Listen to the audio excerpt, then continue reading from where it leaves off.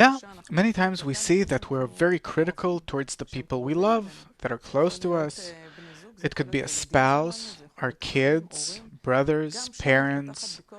There's some pretty acute criticism developing there for different reasons. Maybe because we expected something and we didn't get it, we were disappointed, and as a result, we became critical. So we see that criticism, even inside your home, is threatening to take apart the closest thing we have, the family cell, our family, and we really see that we don't have any control over it. It's like the mechanism of criticizing others is controlling us because we know it's destructive and we don't want to destroy a meaningful relationship, and it still, nevertheless, happens. Why? Why do we have such tongue-lashing criticism towards people that are important to us? It's because of our ego. It seems like it's against us. It's against us on the one hand. And on the other hand, we have to understand that when we develop our ego that's developing and burning inside us, that tells each one of us that he is an individual persona, then in men, especially in men, but even women, have criticism even about their children, and very harsh criticism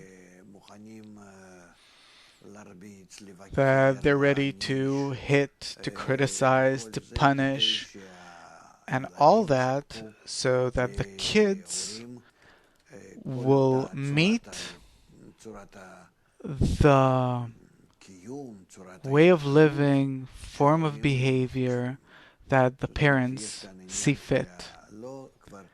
So it's no longer that love determines the parents' behavior towards their children, but the ego does, not the instinctive love on the animate level, where just like animals take care of their offsprings. But here it's already the human ego, which is not that human anymore, where parents start feeling that they want to demand of their children that which they can't demand of themselves, and so they want to realize in their kids what they themselves didn't realize, and the poor kids, they can't realize it either, but the parents, they don't want to take it into account. And besides, they also want for their kids to be the most successful in everything. And I really see how they're put into different classes and what's demanded of them above and beyond anything. Is there a way? I mean, I know we're talking about kids, so on the one hand, we're talking about encouragement. We encourage him, we give him a compliment. On the other hand, we criticize him. Is it the right way to use these two things? What's the right way to use the two? That's the question. How to correctly use what exactly? Criticism. How to correctly use criticism and encouragement at the same time. It's like two ends. I think that criticism should be minimum, unless we want to. I don't even know when to use it. It has to be very free, only in the boundaries which we form as the family boundaries, that up to here and no further, that we have certain principles, suppose, in our family, that all of us talk about them, that beyond this, we, the parents, and especially the kids, we can't breach them. It could be like the Ten Commandments, it could be like anything else, but it has to be clear to the children that for us, the parents, it's a supreme value, and then we demand it. We don't even demand it, it's the obvious. It's like rules that are customary in the family, laws. Yeah, laws that keep the family, keep its level, keep the way we look at life. Wait, I'm lost. You're saying that the principle you're saying is that criticism has to be minimum. Yes. And you also said that it has to be free, but within certain boundaries. Yes, and the Ten Commandments, the kid himself, the child himself, has to understand how he has to operate his criticism in order to remain in the framework of the family and meet the requirements which are customary to the family. And he'll criticize himself with a simple question. Is it good or bad in the eyes of the family that he's supposed to exist in? And if he doesn't criticize himself, if he doesn't, then possibly he'll collide with what's customary in the family. Right, and then I as a parent, yeah.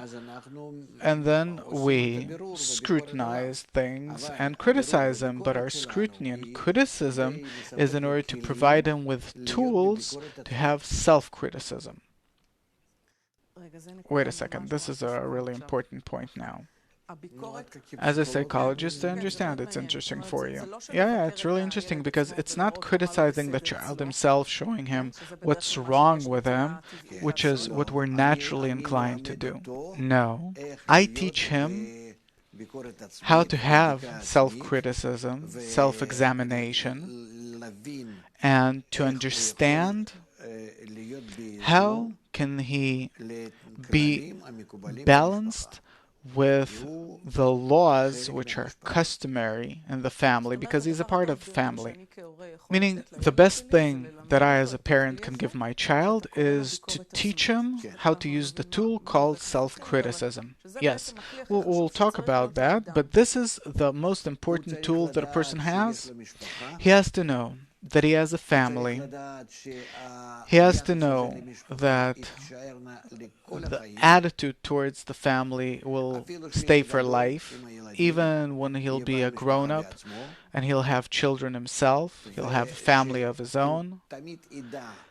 He has to always know that even if maybe at some point he'll leave the boundaries of the family, he has to know that he left.